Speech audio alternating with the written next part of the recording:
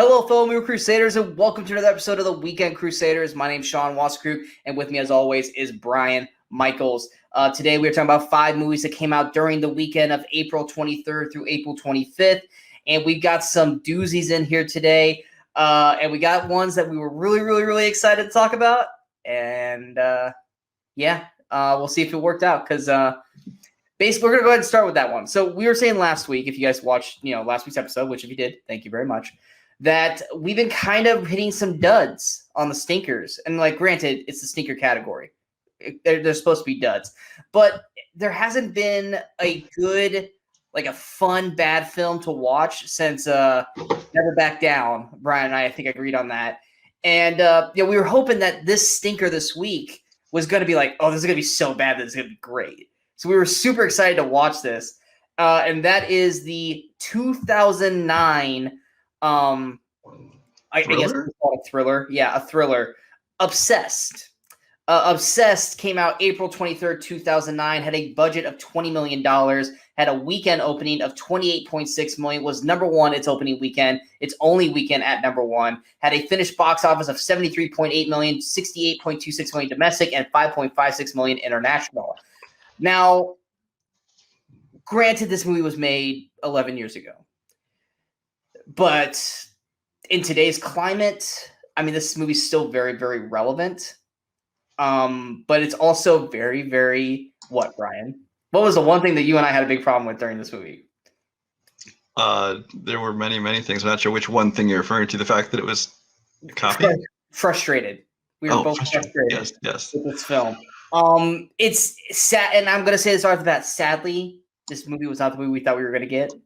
We went into this actually when we were looking for a stinker for this week. We saw this and we're like, you know what? We want something different because we've done the action, the video game adaptations that are fun because they're so ridiculous. We've done the comedies, the bad comedies, because those a lot of times can be really bad. We're like, you know what? This might be a different kind of stinker. And so we were hoping this could be just cheesy fun. I was reading some reviews of it and talking how it was just so bad. It was fun to watch and make fun of. It didn't quite hit that level. Because that's what we wanted. We wanted to, because the last few weeks we've been okay, this is gonna be fun, and then we're both just bored, and we're hoping that with Obsessed, it's okay, this has to be fun. You got Idris Elba, which we both love. We got Beyonce, who we know is a horrible actor or actress, and then we have Ali Larter, who we like.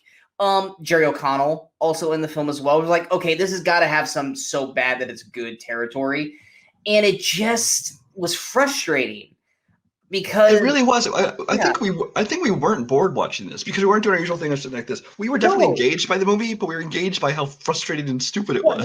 We were engaged in all the wrong ways. We were going, why would you honestly, not to go this way with it. How certain people are in horror movies when they're screaming, "Don't go in there!" I was just thinking that. We were the ones yelling at the screen. Yeah, we're the ones going, "What? No! Why would you do that?" I was going to say it. I was going to let you say that. Okay. It was I was just there are certain people, and Malibu's Most Wanted did it. With Jamie Kennedy, he was screaming at the screen when they come to the theater. Where you're just shut the fuck up and watch the movie. If we're watching it, we're going, "No, call somebody, get some help. What are you doing?" And it's just so frustrating because. But not in a way where you're so invested in the movies no, call somebody. It was more frustrating because this is a movie. This is one of those movies that could have been over 10 minutes in because it's the whole movie. The whole reason the plot is able to go whatever almost 2 hours that it does is just because of stupid decision after stupid decision after stupid decision. And this is a supposedly intelligent guy. It's just this was the longest movie of this week's episode, and it's literally longer because of stupid decision after stupid decision. And here's the bad part about it. It's stupid decisions, but it's stupid decisions that Brian and I have both seen done in 50 other fucking films. Oh my God. This movie more than any other. I've never seen a movie that is just so cookie cutter by the numbers. If you go back to, the cradle. Remember, you had me clock this. We timed it. After the movie was over, we timed it because we're watching the start of the film. And they're moving into a new house and stuff like that. And they go up into the attic and they see the woods wobbly. I really go, that's how the movie's going to end. Yep. someone falling through that Keep thing. in mind, there's been no dialogue yet. It's like this opening Oh, montage. The credits are still rolling on the bottom of the screen, and we're yeah. like, "There's the ending." There's been zero dialogue. All we got is like the sexy kind of 50 Shades-esque type music, and Idris Elba and Beyonce are kind of slowly, creepily walking through the house because their baby's asleep. And then you go up there and you see the wood creaking, showing that, oh, it's not secure there. They're showing like there's an unfinished part of the basement, so they shouldn't Yeah. step past there. Yeah. And I immediately I mean, called of the attic. Brian. I go, that's how the movie's going to end. One of them's going to fall through there and die. And then the next shot, they showed like a glass table that somebody was actually moving to a certain spot. And we're like, oh, they're going to fall into that table.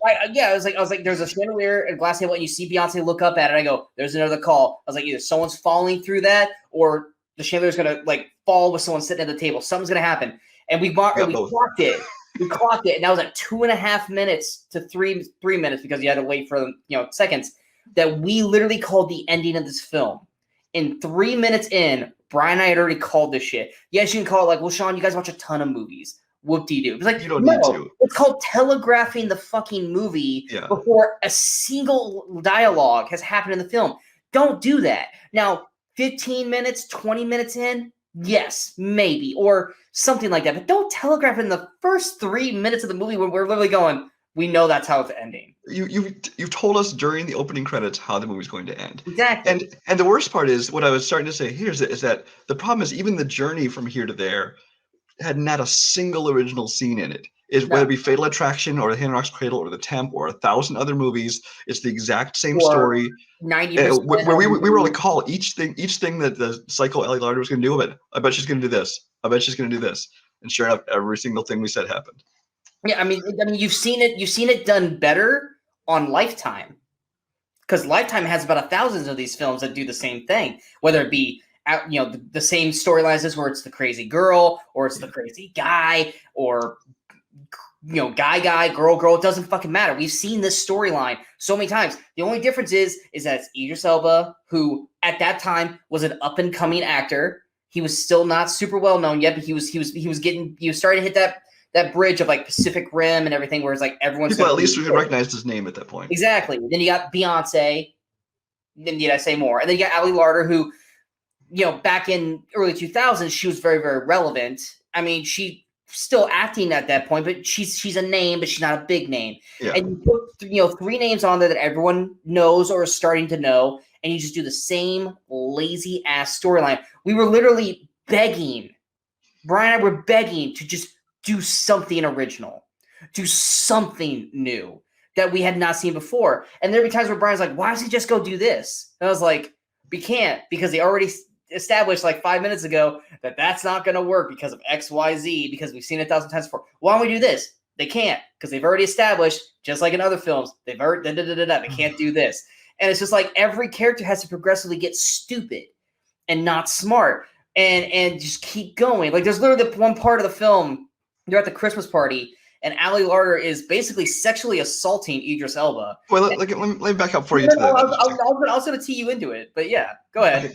I was going to say, first of all, I mean, the movie, it bends over backwards to even create the reasons for all these things to happen, because it's like the guy works for this company who has this annual Christmas party where no spouses or girlfriends are allowed. Yeah, it's a rule. Yeah, they're all drinking and stuff. So I guess it's supposed to be some Wolf of Wall Street kind of thing going on, because clearly if they don't have the spouses around and everybody's drinking, things are going on.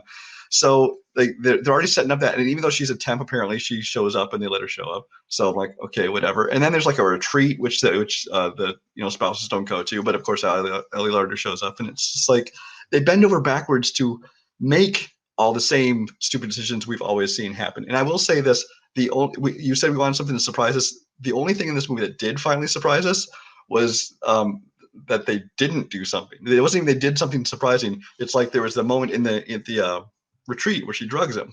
Yeah. And then doesn't do anything. It's like she could have done this. She could have taken photos. She could have done this. Exactly. They lead it to assuming, because he's basically roofied in bed. She comes out. She's dressed in like some lingerie. She starts kissing him, and she's on top of him. And then it goes to the next day, and we're like, okay, she's either A, they had sex and she's gonna pretend she's pregnant. B, took photos or videotaped them having sex so she can use it against him, or use it to show Beyonce so that she can have him. Or there was a third option we had too. Oh, we thought she somehow well, somehow get some semen to just prove that she's been with him. Exactly. Even if it's not pregnant. And they don't, and nothing. They don't do anything with it. And it's just like, all she does is make him late for his meeting the next day. That's all it accomplished. So it's just like, what was the point of the roofie? Because it never amounted to anything other than saying, well, we slept together. Cool. You have no proof of that now because you didn't do any like further work in the story to prove that actually happened. Plus, when he woke up, he was fully clothed. Like, there's not even his pants were undone or anything like that. So it's just like, did she actually do anything at all? Like, we have no idea. But it's one of those things where it's just like you said, the layers of the film. Like at the Christmas party, like I said, she basically is sexually assaulting him in a urinal, and there's this one dude out there like, who's in there? And Brian's like, yell for help, open the door, like do something. And I'm sorry, like I commented this while watching it, and you seem to think it's controversial, but it's not controversial at all. The fact that if this had been a guy doing everything she did to him in a movie, people would be like, he's raping her. He's sexually assaulted her. She was totally doing that to him. So he absolutely could have like pressed whatever charges or whatever, and it's like, whatever. Yeah, and then of course when he brings it up to his buddy, he's like, and you didn't sleep with her? It's just like, it's like, all right. I mean, I get it. That's the way it is in 99% of the movies. And maybe that was Chris Marquette growing up. Fuck her for me.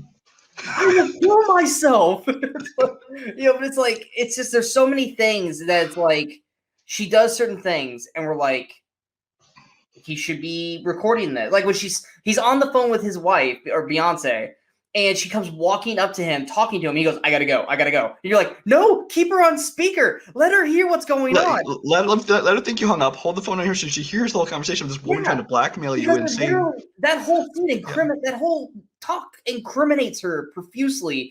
And he's such a clever guy. He's so smart, but he fucking gets off the phone with her because he doesn't believe Beyonce will believe him. Which, once again, here's the other thing. So in terms of the story, Beyonce was a temp. Or his secretary, they hooked up and they ended up getting married. It's been 3 years they've been together. At no point in this film have they ever teased Idris Elba's like cheating on her or looking at other women. Nothing like that. It seems like they're very happily married. They had a baby. Everything's going great. But then like Beyonce's like, you're not allowed to have any female temps. Yeah, apparently there's a standing rule. You can't have any female secretaries. Because of what you did with me, I can't trust you. He hasn't done anything up to this point to make her not trust him. And then everything is just kind of like, because you did this with me, you're going to do this automatically with her. And it's just like, that's such a dumb, like a ass backwards way to look at things. Because Beyonce has zero trust in Idris Elba in this film, like won't even give him an opportunity. Beyonce's whole character, it starts out as just this, mistrustful. Hold on. Let's. Beyonce gets her own. She gets her own segment. I thought you were just wrapping up soon. No. She gets her own segment. But it's just one of those things where it's just like, at no point have they built Idris Elba up to being an untrustworthy or cheater kind of guy. He's a stand-up good guy. Even in the very first scene with Ali Larter, he's being like nice, which. With Idris Elba, I guess how he is, it could be kind of as flirting. But at no point are we ever supposed to believe that he would ever cheat on Beyonce. But no, I didn't get that. No, he's absolutely seemed faithful and everyone's like, oh well, because you did this. Like, yeah, he met the love of his life. Is that a crime for the rest of your life that you met the love of your life that way? How dare you, Idris Elba? I know we're not using their character names, but let's face it, their character names don't fucking matter. I don't even remember their names. But then we get Beyonce. Look, Beyonce, say what you want about her singing. She's great singer. Everyone loves her. She's Queen Bee, blah, blah, blah, blah. She's a fucking awful actress. She was awful in Austin Powers Goldmember, and she is atrocious in this film. There are scenes when she is supposed to be angry and upset because she thinks she's been cheated on, and we're watching her, and she's saying the words, but she ain't selling it in the face. And I'm like, I went to Brian, I was like, Brian, a good actress would have tears in her eyes right now or be crying, but she's just like, you get out of here. And it's just like, Beyonce, come on. You're better than that. And the movie was being very, very smart in the first act because it gave her very little scenes to say anything. She was just kind of there. And she had like that's just it. She was such a secondary character. She was just like the wife off screen who, he was going to cheat on with this other woman. But then, unless you have anything more before that, we get to the third act, where all of a sudden this is Beyonce's movie. Apparently, the whole time we didn't even know it because all of a sudden he's stuck at work or something when the actual final confrontation takes place. Yeah, he's at work. And so she gets to have probably because she's one of the producers of this movie. She said, "I'm going to have the big finale, big action scene. I killed the girl and everything." And so this whole last act is her basically. And not only is it bad acting, right? She's throwing around what's that line like? I'm going to wipe the floor with your skinny ass, with your skinny ass. That is literally a line, and it's not even believable. You can practically see her doing the head wave.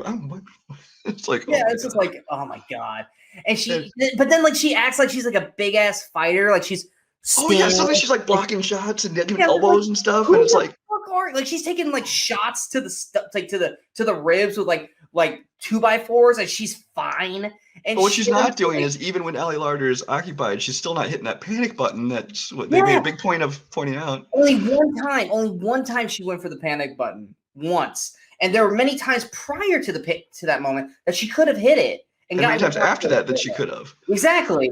But the whole fight, like that's one thing we heard is that the fight scene is amazing. It's so over the top ridiculous that it's amazing. And we're watching, it's like, this isn't good. This is late. This is ridiculously stupid. And we're all just waiting. It's like, well, eventually they got to make it to the attic. We're just going, wait for the attic. Oh, there's the staircase. There's the door. There they go. The attic. Yep. And here we go. And then we get to the inevitable scene that we called at the beginning of the movie. And it's so like blatant. Because like Beyonce is like creeping out, she's like, "Come on, come get me." She's like, "Come on, take a couple more steps. Take a couple more steps." It's like, could you be more obvious about what you're doing? Because she's losing her balance, falling down. Because she's like, "I better not fall." And then she's trying to bait Ellie Larder, who's we've seen in the movie is really clever in what she does, but then she just does it anyways. Like, no, you're smarter than that. Why would you do that? Because Beyonce said, "Come on, a little closer. Come on." It's like trying to be like Dutch and Predator, like, "Come on, give me now, do it." But it's like, it's not happening. And it's just, and then it just happens. You're just like, well, that just was like a fart in the breeze. Like that was just boring. Yeah, then she falls through, and then she goes to the chandelier, and then she goes to the table. That's the thing. That's the thing is Brian and I both said, like, so she falls through the ceiling, she holds onto the chandelier, she falls for the chandelier, lands on the glass table. We're like, that's not high enough to have killed her. It's like, she's fine.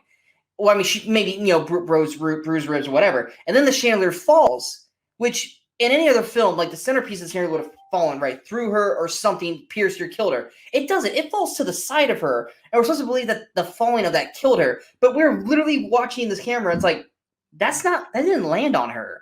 Yeah. She's fine. Like, she might have some broken ribs. But like literally, you can see that the chandelier is not on top of her, but at the same time, I'm thinking I hope that it did kill her because I don't want this movie to go on any longer. Yes, we didn't want it to keep going, but we're watching. It's like that's not a kill shot. Like she's okay, But the movie was like, she's dead. Freeze frame.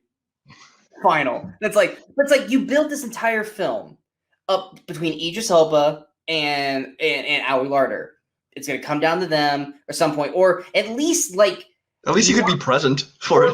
At least knock him out or something. Yeah. He's knocked out in the corner, and then Beyonce has to fight. Don't go. He's at work, and he's driving home, and by the time he gets home, the fight's over. It's like, and by the way, he arrived at the same time as the cops, so either he's fast or there's some slow ass cop response. Exactly, because you would think that he would be calling the cops at the same time. Yet they all show up at the same time. Yeah. But it's like, literally, pretty much every frame of this film, Idris Elba's in almost every frame of this film all the way through. Until the third act, they're like, Idris Elba, go fuck yourself. Beyonce's movie. And then, even then, Beyonce's acting is so bad. Like, there's one point where she forgot her purse. No. Where she's outside, she forgot her purse. She goes, oh. Well, she drops, like, the kid's bag and goes, oh, no, I forgot my purse. And walks back inside. And then just like a little walk. I was like, oh my god, all this is bad. This is bad, and it's not a good kind of bad. This was not a movie that Brian and I were excited to watch. I mean, we were excited to watch it. We actually were excited. We're like, what if we actually like this? Because it's so bad, it's good. And we're just like, this is incredibly frustrating. Like Jerry O'Connell's character, he's like the sleazy best friend, and we're like, well, Ellie Larder's got to kill somebody. Yeah, like so it's usually somebody's going to die. It's going to be her, or at one point we thought it was going to be the babysitter. Who we almost forgot to talk about the babysitter. No. I led to that because I knew we were going to get to the babysitter. But Jerry O'Connell, like we figured, oh, he'll go on a date with her, and like he'll get in the way, and she'll kill him. No, he's irrelevant through the whole film. And then we got this babysitter. Go ahead, Brian, because you were more bugged by the babysitter than I was. Well, because this babysitter's there. Okay, they're apparently a fairly rich couple, so they have a nice house, lots of nice things, and of course they have a newborn. Well, not a newborn baby. I'm not sure how old it is, like 9 months, maybe. I don't know. But yeah, I mean enough to the point that he can stand and stuff, but yeah, it's not like a baby. It's not like an infant. Yeah. But so they have this baby, but they go out and they have this babysitter. So this babysitter's at home, and Ali Larter shows up at the door, and she goes, "Oh, hi. I'm a friend of your mom's. I'm supposed to bring something to the baby." And the girl's like, lets her and walk in the door. I'm like, no, don't let her. But then she stops her because she's like, if you can call her if you want. He says, "Do you want me to call her?" And she goes, "Yeah." I'm like, "No, you call her." You don't let her call because she calls her, pretends to have a conversation, and then the baby's just like, oh, she said it was okay then? Oh, she just forgot? Okay, go ahead. Go upstairs to the baby that I'm babysitting in someone else's house, and you're a stranger who's just claiming that you know them. Yeah, sure, come on inside. Go upstairs for – it had to have been at least – because at one point she's like sitting with the baby in the chair. So she was like hanging out there. Didn't even notice that she never came back down. She finally came back down while she wasn't even looking and left. And then when Beyonce and Idris Elba showed me, like, how long was she up there? She was only up there for a second. No, she wasn't. She's up there. Yeah, she's up there hanging out with the baby in the rocking chair. You sat down on the couch with your iPhone or whatever. And I mean, literally, we're like watching this movie, and we're like, at some point, some character has to be smart. And the babysitter, is like, no, you can't go up there. Would you want to call her? Yes. We're like, finally, someone's smart. And then we're like, yeah, she does the fake phone call. Do you want to talk to her? And we're like, yes, talk to her. No, that's okay. We're like, fucking A. Like, it's just, like I said, it was just a whole lot of just unbelievable stupid decision after stupid decision, which just made it engaging, but only because you were so frustrated at how cliche the whole thing was. And I had one of my buddies. I told him, I was like, we're watching this movie. It's gonna be our stinker of the week. And he was like, "F you guys, that movie's great." And I'm like, okay, maybe we're wrong about this. And then I watched it. I'm like, no, we were right on the money. This movie's fucking awful. It's not good. It's been done way better. Way many more times than this movie. But yeah, Obsessed. Is it on any streaming services? Well, USA Networks has it. If your cable company has that, you can watch on their streaming on their website. But other than that, no, not free anywhere. Gotcha. We don't recommend it. It's not. Go watch any of the movies that Brian had mentioned earlier, like The Hand That Rocks the Cradle, was a Fatal Attraction, The Temp. Watch any of those, because I mean, unless you really want to watch a really bad Beyonce performance, and Idris Elba just looks really weird when he's clean shaven and bald. If I had to give it a compliment, I'll say Ali Larter looked good. Ali Larter looked good, and for the ladies, Idris Elba's a good-looking man. And Ali Larter did a really good job in what she was supposed to do. She did exactly what she was told to do. So I mean, there's nothing against Ali Larter's performance in this film. So if there's a positive, it's that she played the crazy, stalker chick really well, and Idris Elba's fine in the film. It's just the character decisions. That's not his fault. That's lazy writing and directing. So that's not, but I mean, like acting wise, outside of Beyonce, it wasn't horrible acting. It's just bad. Yeah, this was all in the writing. This was all just, it's like, I think we said we thought they took a script for like Fatal Attraction and just did find and replace with the names. And said, here's new movie. Copy, paste, and glaze with 50 Shades looking aesthetics, even though this is before 50 Shades. Yeah. But make it sleek looking like 50 Shades with R&B music. And even then, sometimes the music didn't match what was going on in the scene. That was another thing. But then, we forgot. And then at the very end, when Beyonce triumphs, they play her music, her song. As soon as the song started, like, is this Beyonce singing? And sure enough, it says Beyonce. I'm like, oh. Like, fuck you. Anyway, moving on. We're going to go to our revisited film. What'd you say? Thank you for moving on. Yeah, moving on. We're going to go to our revisited film. This is a comic book film, but a lot like Kick-Ass. It's not one of the DC or Marvel films. This is actually, no, it is DC, isn't it? It is DC, yes. It is DC, but it's like offshoot DC. It's not superhero DC. Yeah, exactly. I had not seen this film prior to watching this, but Brian had seen it a few times, which by this cast, I should have seen it. But we are talking about the 2010 comic book film, The Losers. The Losers came out April 23rd, 2010, had a budget of $25 million, had a weekend opening of $9.4 million, which was number 4 its opening weekend behind How to Train Your Dragon in its 5th week, The Backup Plan in its first week, and Date Night in its third week. Had a finished box office of $29.39 million, $23.59 million domestic, $5.8 million international. Yeah, I mean, this cast, you have Idris again. What's that? Idris Elba Yeah, again. Idris Elba again. Oh, we shouldn't have done them back to back. Double feature. Yeah, we have Idris Elba double feature. So Idris Elba's in this. We got Jeffrey Dean Morgan, who I love from Supernatural, and obviously Negan from The Walking Dead. You got Chris Evans a year before he became Steve Rogers as Captain America. You got Zoe Saldana. You got Mexican Justin Long. Oscar Yaneda, I believe is his name. Oh, I'm sorry, looks just like Justin Long, but buff. Put a picture. Yep. If I could. Wearing the cowboy hat. Justin Long in the cowboy hat. I'll put a picture of the actor. I'm not going to put Justin Long. Yeah, Justin Long, put a little bit of Hispanic flair on him, give him a cowboy hat. And make him a little more built. But yes, I was watching, I was like, why does this look like Justin Long? And Brian goes, that's exactly what I thought too. And then you got, hands down, one of the cheesiest, worst villain performances ever in Jason Patrick. Oh my God, every one of his scenes is so fucking cringeworthy. But I will say this, there's one actor, I can't remember if we've talked about him before on the show, but I love this. Yes, I love that guy. And just so, because Brian was saying it as I was talking, so I don't think it might have heard. Where's his name? Holt McCallany. I don't know how to pronounce it. Yeah, Holt McCallany. He plays Wade in the movie. I love that actor. He's great. This guy he pops up, here and there on certain things. I love that guy. First time I ever saw him, he was doing this TV show. It was kind of like almost like a Rocky kind of TV show. He plays like an old time boxer who tries to like get back into the game. I guarantee everyone here has seen the face. You might best know him from something like Fight Club. Lights Out is the show I was talking about, which came out a year after this movie. That was a great show. It only went one season, but it was a great show.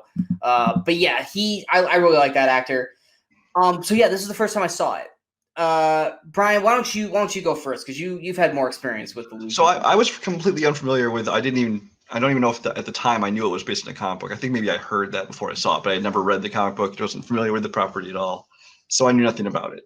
So I was going into a base really pretty much just around the cast. Now this movie came out just a couple months before A-Team, and it's essentially the same kind of story. It's this group of they were military, framed for a crime they didn't commit, and now they've become these mercenaries on the run. At the same time, they want to prove their innocence. If that sounds familiar, that's the exact plot of A-Team. So it's kind of the same kind of thing. Although this one obviously was going to be, this one went R-rated. It didn't try to, make it a PG-13 movie. But like I said, I saw this one mainly for the cast. And actually, I was not let down by that at all. Chris Evans, first of all, is having tons of fun in this movie. He's the best part of the movie, hands down. He gets to have a ton of fun in this. I actually really like that Oscar, it's Janeda. I think it's pronounced Yaneda.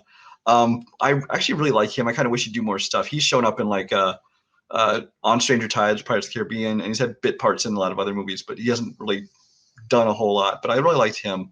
And Jeffrey Dean Morgan is just playing Jeffrey Dean Morgan. He kind of plays himself. He's kind of the straight man of this, even though he's kind of the lead role. Idris is Idris. He's by this point. This is actually only a year after Obsessed, come to think of it. Yeah, but he's kind of already got that kind of Idris swagger to him. I would say Pacific Rim was the Idris Elba, like, hey, everybody, here's who I am. We're gonna cancel the apocalypse. That was his shining moment. Like once he did that, I was like, okay, Idris Elba's the name. But he did these because Pacific Rim was after these, right? Yeah, that was 13, I want to say. Yeah, so he was still, like I said, he did Obsess, and then he did this, and then I think Pacific Rim was probably much after this. But yeah, I wasn't necessarily crazy about his performance in this film, but he's still good in it for what the film is. Yeah, and I will say, and then Holt, I like him as well, but I think Jason Patrick is the only acting performance I didn't like. But even that, I didn't hate the way. I completely agree. I thought it's obviously he's taking a kind of cartoony take on it. It's definitely a different tone than kind of the rest of the film. It's almost like they're trying to make the head villain the comic relief of the movie, which is kind of a weird thing to do. So I got what he was going for. It didn't mesh with the whole film. I didn't hate it as much as Sean. I don't think I can call it one of the worst film performances of all time like Sean did. But I didn't say it was the worst film performance of all time. It was the worst in the film, I said. You said one of the worst, most ridiculous villain performances. Anyway. Yeah, okay. Well, Rewind the tape. it was pretty fucking bad. I would say the only person in this film that felt like they were in the same movie as Jason Patric was Chris Evans. Those two, I think, lined up perfectly with what the movies they were in. Everyone else is playing it super serious. Mm-hmm. And then you've got Chris Evans, who's having a ball, and you got Jason Patric, who's effectively having fun. Because every line of his, you can tell he's cheesing it up in a way that he wants to cheese it up. But yeah, he seemed like? Jason Patric seemed like a villain in like a Crank movie. Or a Transporter, maybe, because he's got that same kind of, because you know how those kind of like that weird cartoony kind of aspect to it. That's what it felt like the movie he should have been in. Almost like Willem Dafoe's Speed 2 Cruise Control with Jason Patric. That didn't have that tone. That was just a bad movie. I actually liked Dafoe's villain performance in that. That was my first introduction really to Dafoe. Was that film when I was a kid, and I actually didn't hate it. It was memorable for me to remember who he was because when Spider-Man came out, I was like, oh, it's the guy from Speed 2 Cruise Control. But I mean, the cast aside, I like the way the film's made. I kind of like the way it looks. I don't think this director's really done much of anything else. But he directed Slender Man, great, and Stomp the Yard apparently. So I'm not really familiar with this guy. Starring Columbus Short. Pooch, Columbus Short from Stomp the Yard. So I mean, I thought it looked good. I thought it was well made. I actually enjoyed the story, even though it was far from original. Like I said, they basically had just taken the A-Team story and copy pasted it. Now I don't blame the filmmakers for that because apparently it followed very closely to the comic book, the graphic novel. Then it's the graphic novel that just copied something else, which so be it. But at least in the case of this one, as opposed to Obsessed, this one sure they rehashed a familiar story, but personally, I actually very much enjoyed it. I mean, it's one of those things where it's like Chris Evans is having a ball, but we've seen this performance with Chris Evans. He's basically playing Human Torch without Human Torch abilities. I mean, he's basically playing Johnny Storm. But that was one of the things we liked about the Fantastic Four movies was Evans's performance of it. So I mean, he was fun and enjoyable in it, and how he was kind of the butt of everyone's jokes, and like he was kind of the nerd, but damn if he did not have fun doing it. And like you said, Jeffrey Dean Morgan, I love Jeffrey Dean Morgan, but yeah, he's basically playing Jeffrey Dean Morgan, which I think for the role his character is, it makes sense. Yeah. Like he played the role the way it should be done. Like, you have to have a straight man in there, and that was his role. Exactly. And then Idris Elba was his, like his number two, his buddy, who they're constantly always arguing and are at odds and stuff like that. The cast wasn't the problem for me. I think for me it was mostly the script. There was a lot of lull time in the middle of that film where it was just like, oh God, come on, let's do something, because it's just a lot of standing around and planning and arguing about the plan, and then something happens and then they have to change the plan, and then there's more arguing, and then the plan finally happens, and then we finally get to the third act of the film, and then the film's over. But I mean, it's just one of those things where it's a lot of, for a comic book movie, there's not as much action as I was expecting it to be. I was expecting it to be a little more action-packed than what we got. Something that really just made the team work more like a team instead of them just standing around arguing like a team. So it was just a little boring for me. Like, outside of Jason Patric, I didn't hate any particular performances. I also wasn't necessarily a fan of the style of the way it was shot. I mean, there's a lot of just kind of over the top glossiness, which we've talked about that before, where you over gloss a film. Like there's the part where was Zoe Saldana's jumping into the bathroom and the broken mirror, like that glass shard turns enough so you can see her ass, and it's just like, oh my God, come on. It's like stylish things like that, which back in 2010, I'm actually betting I would have to go look, but that's the kind of shot that I look at that and I bet that was a panel in the comic book, and they're like, I want to put this shot in the movie. Probably. And even when it happened, but it doesn't fit in the movie. Yeah. No, like even as it happened, I was like, that was probably a comic book shot. But it's like back in 2010, that probably worked. That was probably like cool, stylish thing. But now it's tired. It's just like, ugh. It's more kind of like a groan than a, ooh, that was cool looking kind of thing. But it's fine. It's just, I didn't love it. It's not something I would ever really go back and rewatch, which is sad because with that cast, I would totally. And for me, I was kind of hoping to see. I mean, obviously, I don't think it was ever going to happen, but I don't know if they were planning on making this into like a sequel to this, but it obviously wasn't successful enough for that to happen. But I think almost this movie was, 5-10 years too early, because I could see this totally being like a Netflix, Amazon show.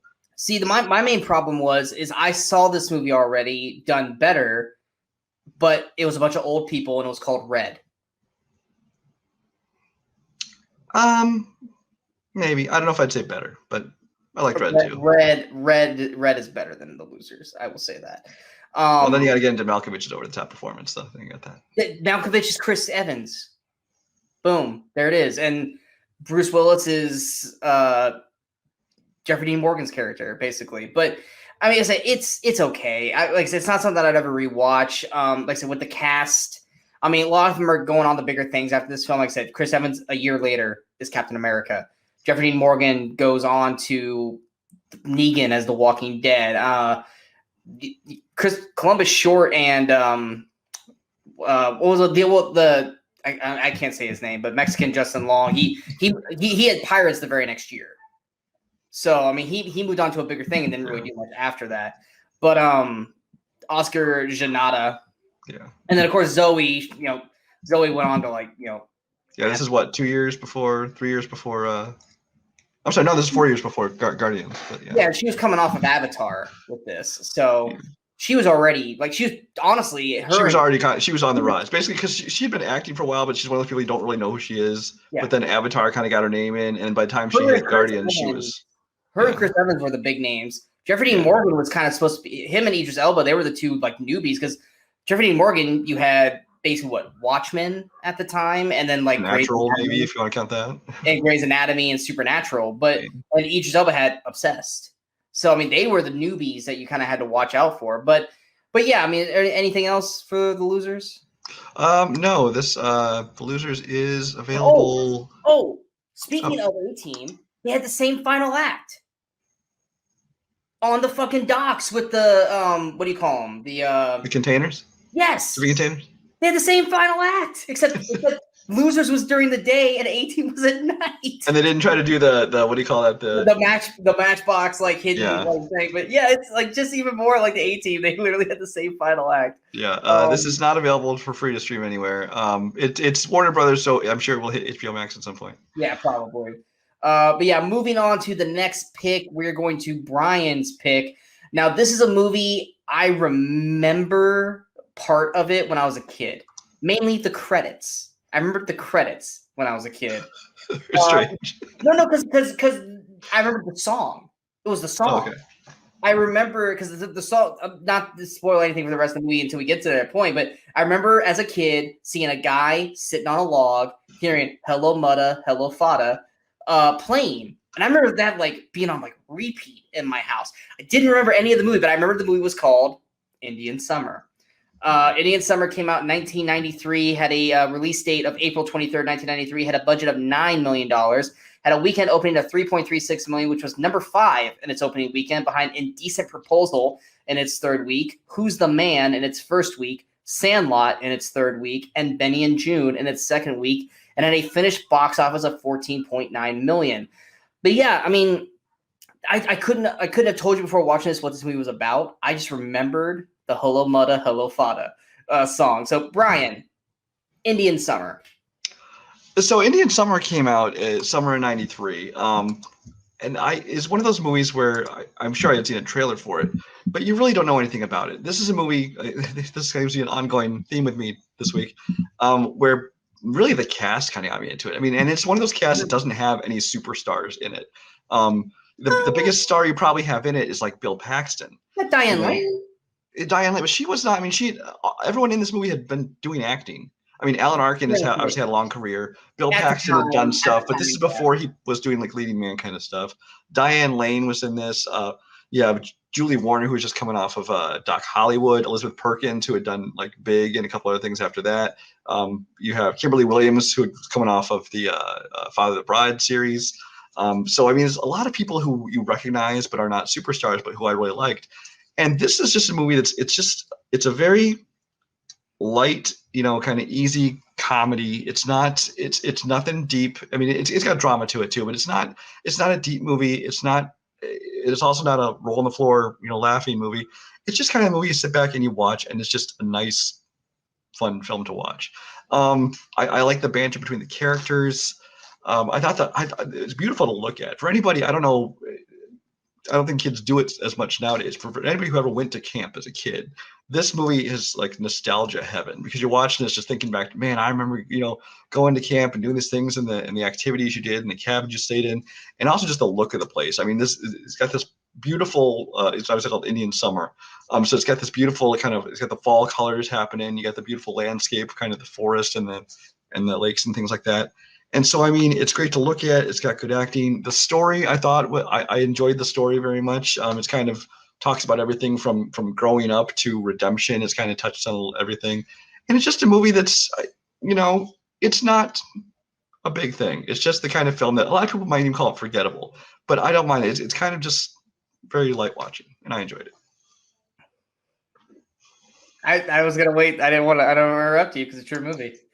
Yeah, I will say this. The first 5 minutes messed with me because like the color palette is off for the first 5 minutes. Yeah, everything's like super muted except for the actual words. The credits that come up are like a bright, like fall colors, like fight orange. I was watching it and I was about to send you a text going, is this how the movie's supposed to look, or did my TV just break on me? Because I was like, yeah, the credits are like orange and red, yellow kind of coloring, but like everything's like muted, like grayish blue. And it's like, and I'm like, okay, like for flashbacks, that makes sense. But it's like, we're present day and we're still getting this. And then they get to the campsite and then all of a sudden color. And it's like, but for the first 5 minutes, I'm just sitting there going, I don't know if it's I'm going to let it play out. I don't know if this is my TV or if this is for the first time. I was so perplexed. I guess they're just going like dreary real life as adults, and then the color of the life of as soon as they went back to camp, like the life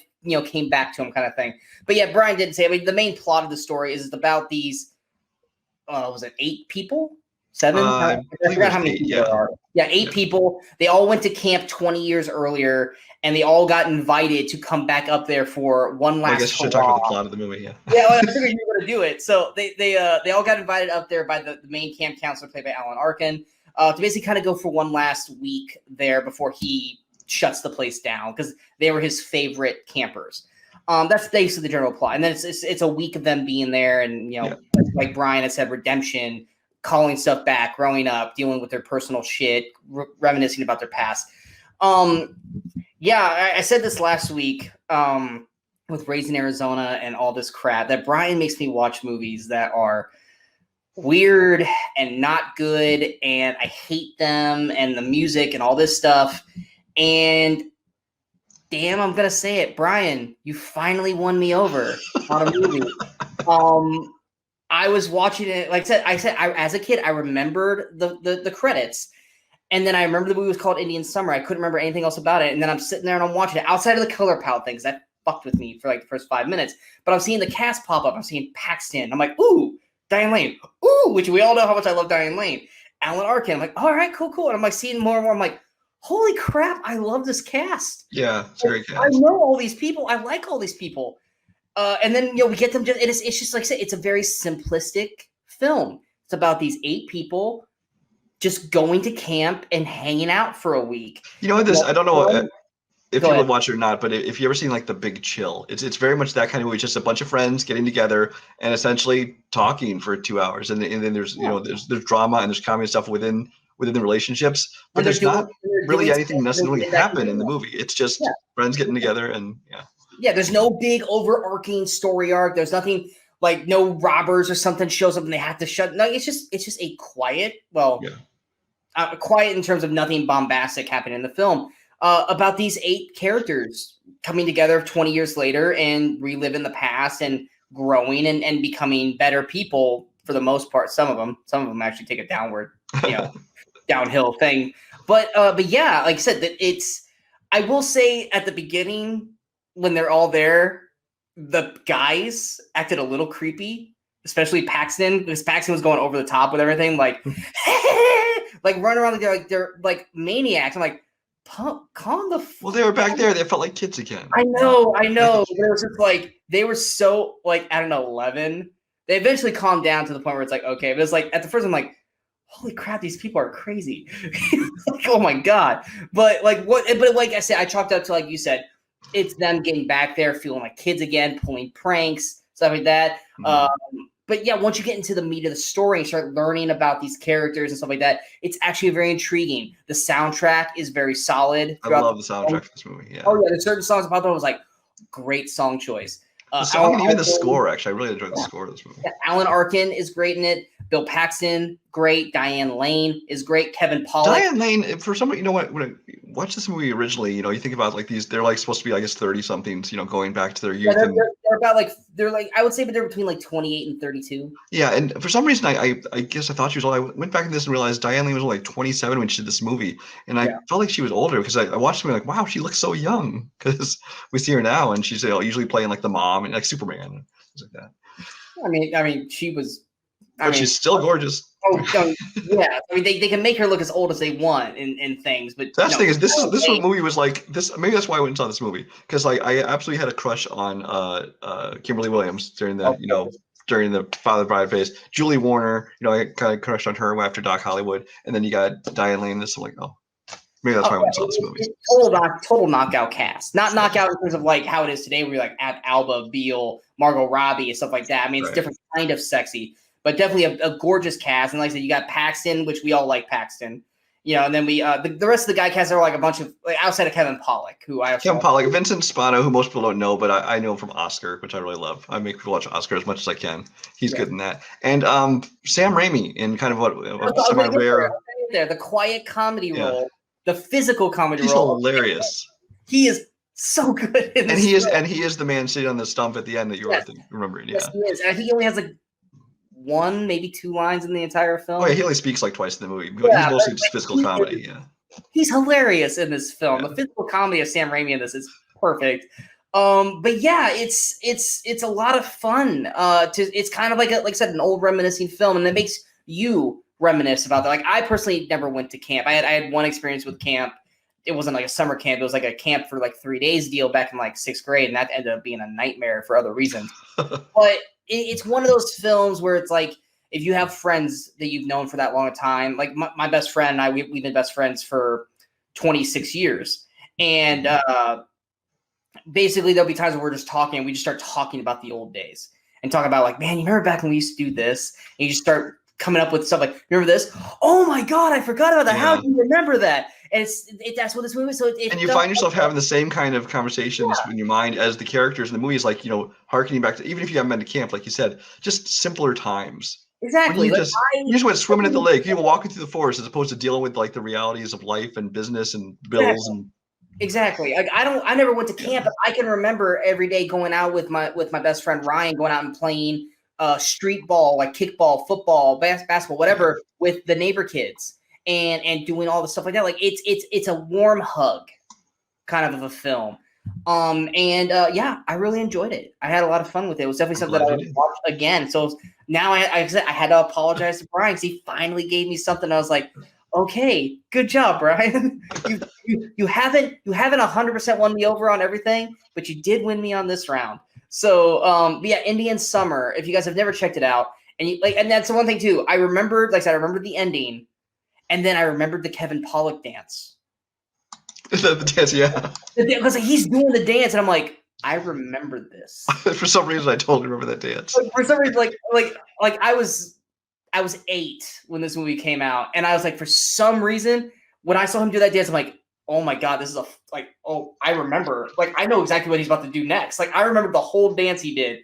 That in the end, that's all I remember of this movie. But it is a lot of fun. It's not like over the top comedy. It's not like Wet Hot American Summer, which is almost kind of like the same thing, but just over the top, silly and ridiculous, stuff like that. But it's kind of a more realistic comedy, but drama size of a Wet Hot American Summer kind of thing. So you guys like that kind of camp stuff. Like I said, the cast is great. So I would definitely recommend it. Is it on any streaming services outside of renting it off of like Prime or something? You can watch it through Hoopla if your library has that. Otherwise, you got to rent it. Otherwise, I mean, I picked up the Blu-ray. It goes on sale all the time for like $5. I would absolutely recommend this to anyone who has a heart. And I'd recommend it too. I think it's a solid film. I mean, it's not like one of the best films ever written, but it's definitely something where if you just need a night watch a movie to kind of just relax you and just remember better times, when you were younger. Like I said, how Brian said, like, without bills and the way life is now, Indian Summer is a perfect choice to watch and enjoy. Going to my pick now, going from happy and reminiscing to murder thriller. We are going to my pick. This is a movie that I remember seeing this for the first time when it came out in theaters back when I was still working at the movie theater, and I loved this movie. And I honestly felt like I was the only person that loved this movie. And it really sucked because it was one of those things where I was like, guys, did you see this movie? It's so good. Everyone's like, eh. I'm like, how could you guys not love this movie? It's so fantastic. And that is the 2003 murder thriller directed by, to me, one of my favorite directors, James Mangold, Identity. Identity came out April 25th, 2003, had a budget of $28 million, had a weekend opening of $16.2 million. Number one, its opening weekend, and its only weekend at number one. Had a finished box office of $90.25 million, $52.15 million domestic, and $38.1 million international. Yeah, I mean, this is one of those movies where it's like, how much do we actually want to say about this? Because granted, the movie is 18 years old, but do we want to give away the twists of this film? Brian, do we want to give away the twists for people? I mean, it looks like most people I think that I know have watched this. So if you want to talk about it, talk about it. First off, like I said, and this is something that we've said now this is now the third movie in a row. The cast, great cast. You've got Alfred Molina, John Cusack, who we both like on this show, Ray Liotta, Amanda Peet, what's his name? John Hawkes. John C. McGinley, Jake Busey. I actually like Jake Busey, but I mean Rebecca De Mornay from the aforementioned Hand That Rocks the Cradle. Exactly. And it's a murder thriller that has one big twist, and then you have the twist at the end, which the twist at the end I think is where it lost a lot of people. But I think the initial big twist I thought was clever. And definitely something that we had never seen before. And that's what I really liked about this movie is that, and for anyone who, since this is 2003, granted it was 18 years ago, whoever were fans of Bad Times at the El Royale, you guys will like Identity. Would you agree with that, Brian? I think so, yeah. I think it's the same kind of... Yeah, it's not quite as direct a correlation as some, but I can see the same style. I can see the style of similarities, kind of like the mystery and stuff like that. If you guys like Bad Times at El Royale, which was one of my favorite films when it came out, and was it 2019? I think it was 2019. 18 or 19. I think you guys will like Identity. Like I said, John Cusack's great in it. Ray Liotta's great in it. Amanda Peet's great in it.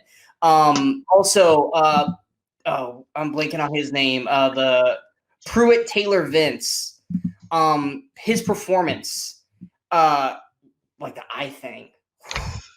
He does that in a lot of it. I don't know if that's natural. It's something he does because I've seen him in movies where he doesn't do that. If it is natural, okay. If it's not natural, yeah, because he does the same thing in Constantine. He does the same thing. It's very unsettling. Yeah. Yeah, but the way he does that, you're just like, oh wow, that is if that is not a normal thing. If that's not a thing he has to do in real life, like that is a fantastic acting tick that he has. But this movie, like, once you get to the actual twist, the movie becomes an entirely different film. But to me, in a good way, until you eventually kind of, and it veers you towards this one way as you know it is, and then it flips the script. I don't think anyone predicted the actual ending, and if you did, you're fucking lying. No one predicted that ending. But I really, really enjoyed this film. Brian, what are your thoughts on Identity? Well, Identity is one of those films where, like you said, I don't think anyone would have predicted the ending unless they heard something ahead of time, or even if someone said, "No, hey, this got this twist ending," and it's kind of thing where you're looking for one. Maybe you could have kind of seen where it was going, but even then, I don't know. I have not seen this movie, I don't think, since I originally saw it in theaters. And first of all, I didn't realize it was James Mangold. I mean, at the time, I didn't really know who he was, but even years later, I didn't realize this is one of his films. This is a film where I remember watching it and being frustrated at the ending because I'm like, it kind of came out. There's this period after Sixth Sense in 1999 where every movie decided it had to have this twist ending. And, oh, look, we shocked and surprised the audience. And so when I went and saw this one and I'm watching the movie and I'm actually enjoying the movie, and then they got this big twist at the end, I'm like, because the whole movie basically kind of pivots on this twist. and I found that frustrating. It kind of, I think, tainted my view of the rest of the movie. But now, years removed from it, going back and watching it, not seeing every single movie come out and have a twist like that, I can just kind of judge the movie by its own merits. And it's actually pretty good. And I actually kind of liked going back and watching. I wouldn't have wanted to know the first time, but like going back and watching it after I know the twist, so you kind of see the hints and you kind of see where it's going and how it's coming down to it. Starting to notice the little things you didn't know. That's why I always like going back and rewatching a movie after you've seen the twist to see, was it just thrown at you, or had they been kind of leading us through this movie? And this there had been dropping hints and things like that. Yeah. Now there are still things in this movie that don't make sense, but I would say the explosion, that still doesn't make sense to me. The explosion. Yeah, there's a few things, and then characters disappear and they just accept it and move on, thinking everything's normal. And then like you said, the second twist, or you want to call it, the ending, I would have cut that completely off. Just I liked it the way it ended before they had to do that second part. But like you said, that's definitely, I think for most people, that is what people are going to remember is the second twist. You either accept it and you think the movie's great, or you think that twist ruined the film. I mean, that's the same thing that Shutter Island gets, that same kind of treatment. It's like, Shutter Island was good, but the twist was fucking stupid. No, the twist was good. Just because you called it before it happened doesn't make you smarter. The twist made sense and the twist was good. This one, is it a necessary twist? No, it's not. But I'm fine with it. It didn't ruin the movie for me. I was just kind of like, I wouldn't have gone that way with it. I just kind of liked where it had already ended, and then it's kind of went an extra step. That's all for me. It didn't ruin the movie for me though. But like you said, this is yet another movie where the main appeal for me was the cast.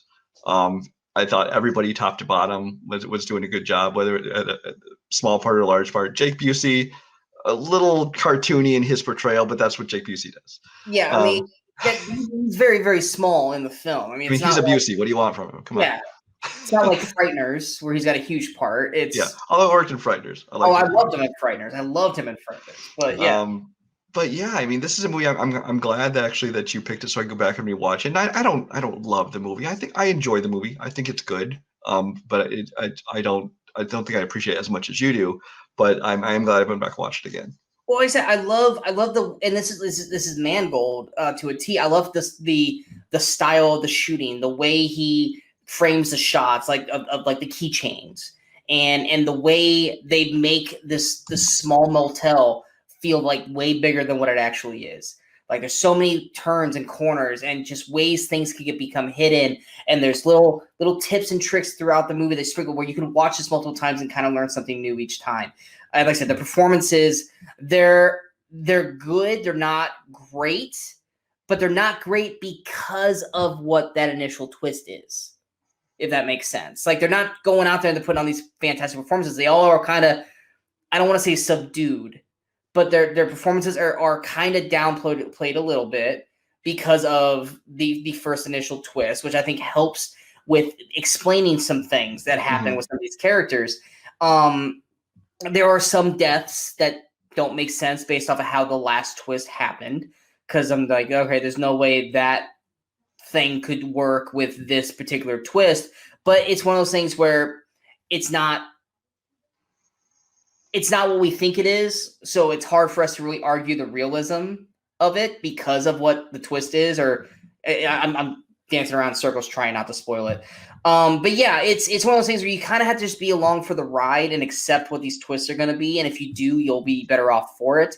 Like I said, the performances are really solid throughout. Like I said, we love John Cusack. Ray Liotta is always great in what he does. And then of course, John Cusack especially is this movie is actually, I think, about the last one. This and I think Must Love Dogs, if you like rom-coms, were kind of the end of his. These are kind of the last two movies of his real career, because you got 1408. No, hear me out. Okay. All right. After this movie this was 2004, 2003. It was only about every 4 years he'd pop up in like a good like theatrically released film, like 1408, and then later on in I'm trying to think what else. There's like 2012 he'd pop up in things like that. But they were so few and far between, because after this he kind of went into that whole direct to VOD, DVD kind of just pumping out movies for paychecks. And again, this is one of those movies you watch and like, oh, it kind of makes me sad missing John Cusack. his role, but but he did great as usual. And Yeah. I like any chance to see John Hawkes. I really like John Hawkes. Yeah, John Hawkes is so good in this movie. He's so good. But yeah, Identity. Like I said, we kind of I get it. We spoil a lot of movies on the show. We talk about a lot of things, but with this one, this movie kind of lives and dies by the twists. And so we did dance around it because we didn't want to give stuff away. So yes, we were kind of vague in a lot of things we talked about in this film. But if you guys have never seen Identity, go watch it. If you guys are fans of James Mangold and you've not seen Identity, go check it out. If you guys like Cusack and the cast we already said, check this out. If you like movies with a twist, this has 2 of them. You'll like the first one. You may not like the second one. Identity, is it on any streaming services? Yeah, I watched it on Hulu. It is. Oh, that's right. I watched it on Hulu as well.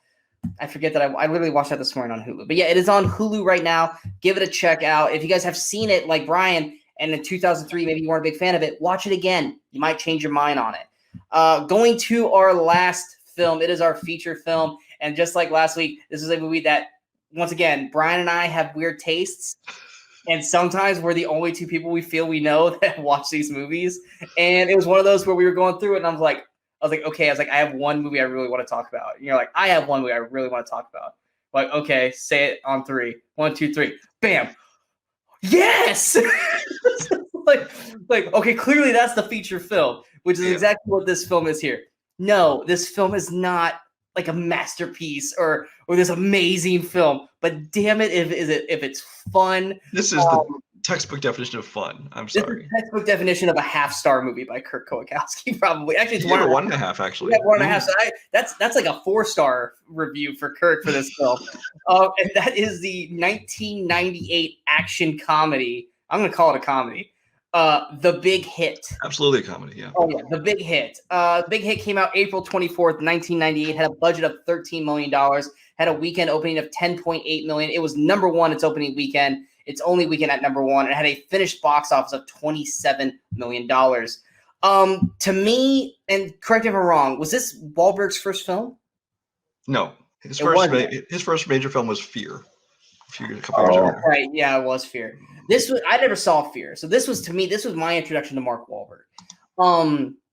Yeah, this movie is over stylized. Like, great, I use that as a negative for losers, but it works in this movie. Just want to correct myself. Fear was his first starring role. He was in Basketball Diaries and Renaissance Man before that. But, was he in Renaissance Man? Yeah, he was just like one of the soldiers in the class. I love Renaissance Man, and I did not remember him in that movie. Sorry, but yeah, this movie, no, it's fine. This movie is about 4. Yeah, it's 4. 4. They're kind of like hitmen, assassins, and 3 of them decide to basically kidnap a very rich man's daughter to make some money on the side. But they find out that the man is broke. And the reason why he's broke, that I'm not going to spoil that. That's kind of its own kind of funny thing. And then Mark Wahlberg's character, Melvin Smiley, that's a name to give Mark Wahlberg.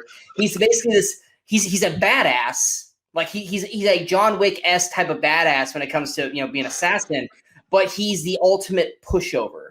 He can't stand the likes of anyone not liking him, so he basically just bends over backwards to appease everybody. He gets taken advantage of by everyone. And so he's kind of the guy that kind of always gets the blame put on him. Lou Diamond Phillips puts on a fun as hell performance in this film. I don't care what else he's done, La Bamba, whatever. This is his best performance ever. Yeah, I love Lou Diamond Phillips in this film. He is cheesing it up as Cisco, and it's great.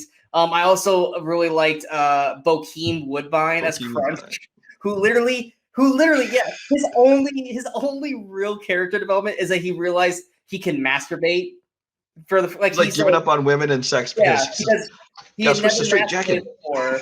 He never masturbated before up to this point of the movie, and he finally realized that I don't need women when I can jerk myself off. So every time you see him, he's got some different contraption for strength in his hands. Exactly, and he's just like, I gotta go to the office. Go and buy some lotion. I said lanolin in it, goddammit. His lines are always about masturbating or jerking off, and it works. It's funny. Christina Applegate's in it as well. So is Elliot Gould. But yeah, I mean, the cast is fine. You're basically watching this movie for Mark Wahlberg and Lou Diamond Phillips, and then everyone else is just kind of there around. Christina Applegate doesn't really do anything that great. Elliot Gould's there to kind of be a drunken schlub for most of the film. The action is over stylized, but it's fun. I love the action in this. From the gunfights, explosions to the hand-to-hand combat and knife fight and stuff like this. The first hit, the first scene where it's all Mark Wahlberg and he's like, I need some backup. We got you, man. We're holding it back for you. You want some non-dairy cream? Yeah, he's taking out everybody by himself while they're just hanging back doing nothing, and then they go in and take credit for the hit to get the bonus. Exactly. It's just like this funny, just little moments here. Like I said, Lou Diamond Phillips. I think if you took Lou Diamond out of this film doesn't work. I think his character makes this film, and then the inevitable battle in the third act at a video store is great. It's so great. Finally, the classic King Kong Lives gets its due. And then I literally was gonna say, "Hey Brian, were you the kid who keeps threatening?" Oh, no, I work at a rental store, so I don't deal with that stuff. Bring back King Kong, or have you killed? Yeah, that's like Brian Michaels. That's Brian Michaels right there. I will say, I worked in a video. Now, granted, we were selling videos, not renting them, but I worked in a store at the time, and I was just like, the funny part is, I watch movies like that. Here's the weird thing: when you work in a video store, you work in that. Anytime I watch a movie that takes place in a video store, I'm always like looking at the movies on the shelves because I can tell you what movie it is just by the cover, the picture on the cover. I do that and everything. Like when we were watching Jersey Girl. And the funny thing is, you're watching a movie like this, and I'm watching it because sure enough, every single movie is always by the same studio, so I have to get the rights to. I'm like, okay, that's that movie, that's that movie, that's that movie. I'm the same way. Whenever they're in a movie store, whether it be Captain Marvel, Jersey Girl, I'm not watching the characters. I'm looking behind them at all the movies. Right. Like, oh, I see that. But yeah, I mean that whole thing. But I mean this whole movie. I mean, I'm sorry. Were you done? I didn't want to interrupt you. No, I was just saying the only other thing. It's not a montage, but the scene where he like wakes up and like everything goes to hell on him, and they play like the soundtrack is so weird in this movie. But damn it, it's memorable. Every song. Like I hadn't watched this movie. It's weird, but every song worked for the scene it was in. Yes, and I haven't watched this movie probably in like 15 years, but damn it, if these songs did not come on, and I remember like it's like, and it's Mark Wahlberg running around the house, like that whole sequence. I don't know what you want to call that. It's a sequence, but like where everything's just going crazy around him with the girl and the dog, and like I love that scene. This movie's just a whole lot of fun. It really is fun, and this one from the very first time I watched it, I swear I was looking back at my Letterboxd history, and I think I watch this movie like once every 4 years. It seems like there's a pattern, but I just love this movie. It is so much fun, and if you like action and you like comedy, I mean, I can't even think how to describe it because yeah, like you said, Mark Wahlberg is playing a very strange character because he's the badass hitman, but he's that like, total pushover. He's super nice guy. Like, you ever seen somebody do like a spoof of Mark Wahlberg, like, hey, say hello to your mother for me? He's like playing that character basically. That's where I think we got it from here. I'm sorry I woke you up. So like, sorry, and he needs to be liked by everybody. He's got his girlfriend, and then his girlfriend on the side, who's he's basically extorting him for money. But he's super nice. But he doesn't want either one of them to be mad at him. So oh man, but like Lou Diamond Phillips, I will agree, is probably the standout star of this. Like, it's his best performance, and this is a movie where someone's over the top in a very, very good way. That shirt he wears. Yeah. The wardrobe, the music in this, the wardrobe costumes, whatever you call them in this, the action, the comedy. For me, everything about this movie worked, and I don't know why. First of all, not a lot of people have seen it. And the ones who have seen it have given it not great ratings, and I don't know why, because I love this movie. This is the epitome of people taking the movie too seriously and not watching it for what it is. Granted, we've all done that with certain films. Mm-hmm. There are certain films where like, well, you just didn't get it. No, I got it. It's just not good. With this movie, yes, I get it. It's not in terms of a great film, but like it's like Fifth Element. I'm gonna get all hate for this. I love Fifth Element. I do. Is it a great film? No, it's not. Same thing with Starship Troopers. It is not a great film. But it's not a great film.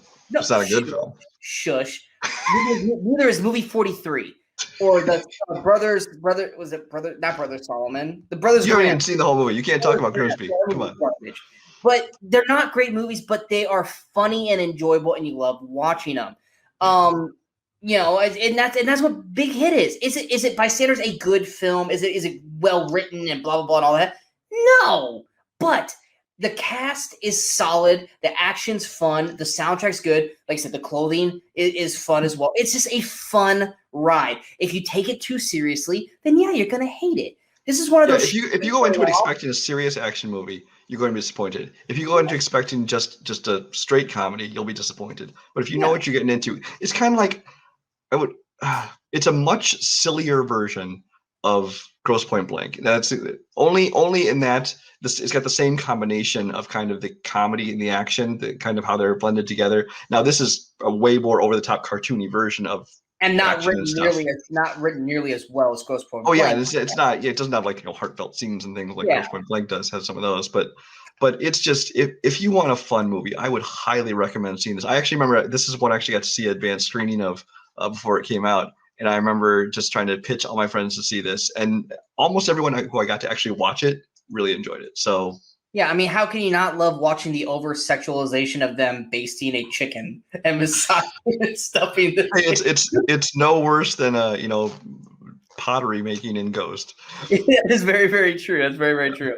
But yeah, big hit. It is one of those movies that Brian and I both are in agreement. We love this film.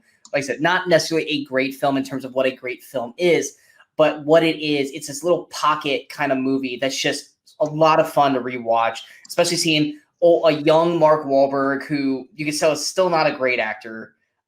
This is actually the same year as Boogie Nights, so it's kind of strange that it was like it's a totally different performance than Boogie Nights. And then of course you watch this for the great performance of Lou Diamond Phillips. Absolutely. Because he is fantastic in this film. Anything else to add for Big Hit?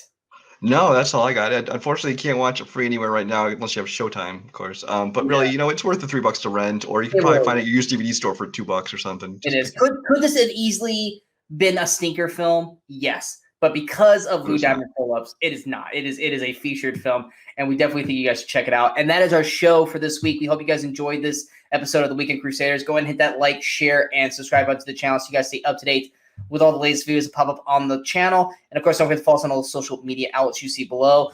Coming up next, Mortal Kombat. Mortal Kombat comes out today, and we will be having our spoiler review some point this weekend. So be on the lookout for that, because Brian and I are super, super excited to watch Mortal Kombat. So that's the next thing coming up. But next week's episode of the Weekend Crusaders, I would say this is actually going to be a really good episode. Now that I think so. We've got a MCU movie that I think is very wrongfully butchered. And I think a lot of people have come around on it. But now, this is the definition of me going, I've always liked this film. I've always thought it was good, and everyone jumped on my ass for liking it. And now everyone's like, you know what? That movie was actually pretty good. Fuck you. I've always said that. Right. I'm with you on that. Exactly. And now it's like everyone watches this movie. We got a stinker that I personally have never seen, and we have a stinker that hopefully Sean will watch the right movie, because he keeps thinking it's a different movie. Yeah, every time we talk about it, I'm always talking about a different movie, which we'll talk about that next week. We have one of my favorite comic book movies of all time. So we got 2 comic book movies on the show next week. We have, once again, another one of these weird, technically not a great film, but both that Brian and I are like, yes, on, that we're going to talk about. And then we got considered now a modern day classic that I also have never seen. I've never seen this movie. No, I've never seen it. So we're going to be checking that out. Those are our movies. Figure out what they are. And until next time, I'm Sean Wasserkrug. That's Brian Michaels. We are the Weekend Crusaders. And until next time, in case we don't see you, good morning, good afternoon, and good night, everyone. You're still here? It's over. Go home.